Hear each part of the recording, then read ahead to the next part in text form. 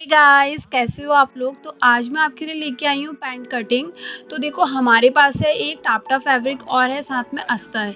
तो हमने ले रखा है 2 मीटर टापटा फैब्रिक और 2 मीटर अस्तर। तो हमें करनी है इसकी कटिंग। तो चलिए हम इसकी करते हैं कटिंग। तो कटिंग करने के लिए हमें बिछाना होता है कपड़ा इस तरीके से। देखो, मैंने क्या करा है कि दो फोल्ड ही करे हुए हैं, जैसे कि मैंने आपको खोल के दिखा दिया। तो इस तरीके से आपको भी करना है। पैंट कटिंग में ज़्यादा कपड़े की हमें ज़रूरत नहीं होती है, हमें बहुत कम कपड़े की ज़रूरत होती है। मतलब जैसे तैसे निकल ही जाता है पैंट में कपड़े में पैंट।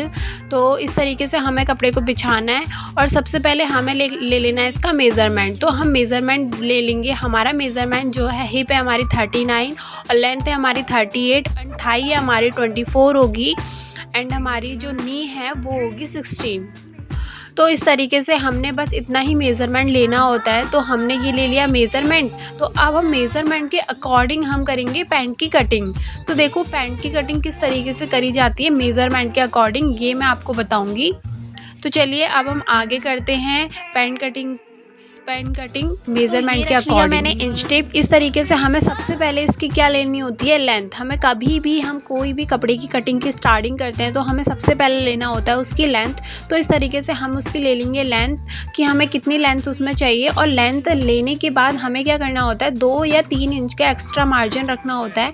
हमें मार्जिन उस अकॉर्डिंग रखना होता है कि हमें कितना चाहिए, उसके अकॉर्डिंग हमें मार्जिन रखना पड़ेगा। तो अब देखते हैं हमारी ये क्या है कि हमारी हिप है 39। तो हम क्या करेंगे, 1 इंच अगर हमारा एक्स्ट्रा हो गया तो कोई बात नहीं, चलेगा। हम 1 या 2 इंच एक्स्ट्रा मार्जिन रखना ही चाहिए, मतलब कम नहीं रखना चाहिए, ज़्यादा रखना चाहिए। तो इस तरीके से मैंने लगा लिया है 39 40 के अकॉर्डिंग मैंने लगा लिया 10 इंचज़ पे। तो 10 इंचज़ पे क्या करा, मैंने कमर की नाप लगा दी।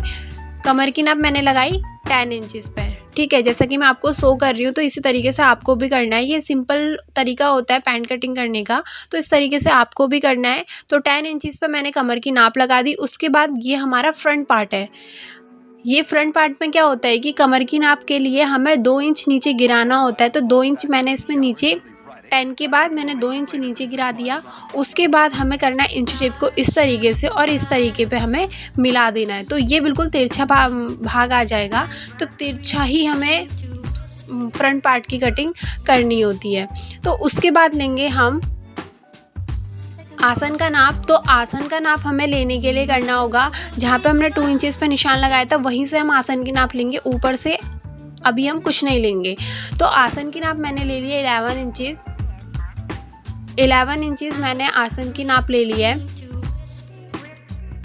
तो इस तरीके से आपको भी आसन की नाप लेनी है और इसमें लाइन खींच देनी है। तो इस तरीके से लाइन खींचने के बाद हमें क्या करना होता है कि हमारी जो कमर है, कमर का हमें हाफ़ करना होता है। जैसे इसमें 10 इंचज़ था तो 10 इंचज़ का हाफ़ हुआ 5 इंचज़। तो इस तरीके से हमें इसमें निशान लगाना होगा। और उसके बाद आ गया आसन के बगल में। देखो, हमें 2 इंच का निशान लगाना होता है, जहाँ पे हमें क्या देनी होती है, आसन की गोलाई। तो इस तरीके से हम दे देंगे आसन की गोलाई। ये आ गई हमारी आसन की गोलाई। तो इसी तरीके से आप लोगों को भी देना है।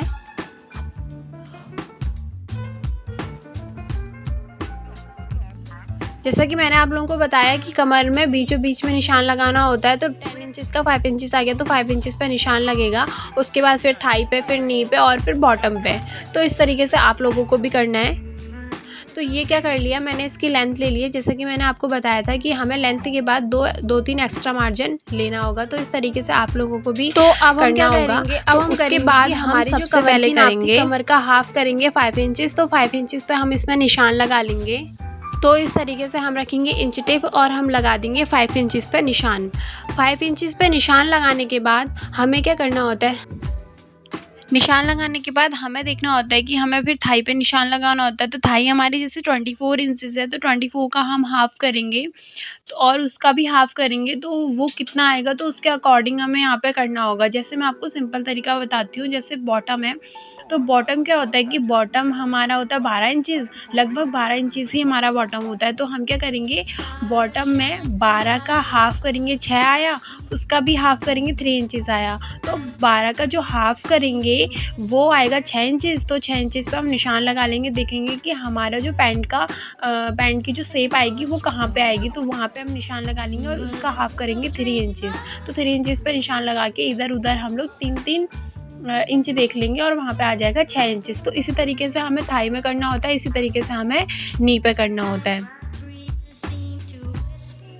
तो ये हमारी थाई हो रही है, तो थाई में भी इसी तरीके से करना होता है। थाई का 24 है तो 24 का हाफ 11 आ गया। अब 11 का हाफ कितना आया वो लगा के और इधर उधर गैप छोड़ के हमारा वो थाई पे आ जाएगा। फिर उसी तरीके से नी पे, अब नी पे भी हमें उसी तरीके से करना है। जैसे नी हमारा 16 इंचेस था तो 16 का हाफ करा, तो उसका हाफ करा, देखा कि कहाँ पे क्या आ रहा है तो उतना ही उसमें भी कर देना है। तो मतलब कमर, थाई, नी और बॉटम चारों जगहों में एक जैसा करना। और बीचों बीच पे निशान आएगा तो हम क्या करेंगे, एक लाइन खींच देंगे कि बीचों बीच पे निशान आया है कि नहीं, जिससे कि हमें ये पता चलता है कि हमारी जो पैंट की शेप आएगी वो सही जगह पे आएगी। इसलिए हम इस चीज़ को लगाते हैं और हमारा कपड़ा इधर उधर ना भागे, पहनने के वक्त भी हमारा कपड़ा इधर उधर ना भागे, इसलिए हम इस चीज़ को लगाते हैं। तो इसी तरीके से हमारी पैंट रेडी हो गई। मैंने जैसा कि आपको बताया था कि हमें सिर्फ लाइन खींचनी होती है। और देखो साइड से जैसे हमारा वो आसन है, आसन पे मैंने 2 इंच की गोलाई दे के हमने सीधे लाइन ऐसे खींच ली है। उसके बाद इधर से भी हमने लाइन ऐसे खींच ली है, तो पूरी पैंट की शेप आ गई है। अगर आप लोगों को फ़ोटो भी लेनी हो तो आप फ़ोटोज़ में स्क्रीनशॉट ले सकते हो, और अगर आपको देखना हो तो आप देख सकते हो अच्छे तरीके से। तो यही होती है हमारी पैंट की नाप।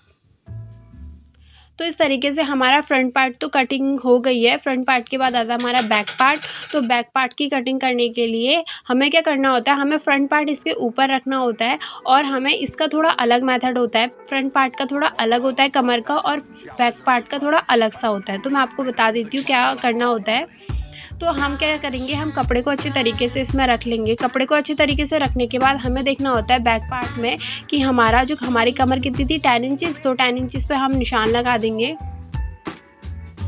इस तरीके से 10 इंचेस पे निशान लगाने के बाद ये हमारा सीधे नाप लगती है। 10 इंच पे निशान लगाने के बाद 2 इंच और हम इस पे निशान लगाएंगे, क्योंकि हमारा जो बैक पार्ट होता है, बैक पार्ट में हमेशा हमें एक्स्ट्रा रखना पड़ता है, क्योंकि हिप के अकॉर्डिंग।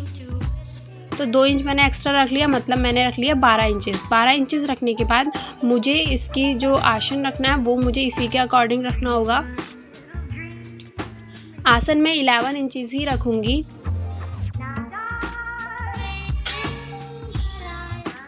तो इस तरीके से हमें इसमें निशान लगाना होता है। कपड़े भी देख लो आपकी दो फ्रंट पार्ट में होगा और 2 फोल्ड उस वाले बैक पार्ट में होगा। तो इसी तरीके से आपको भी करना है।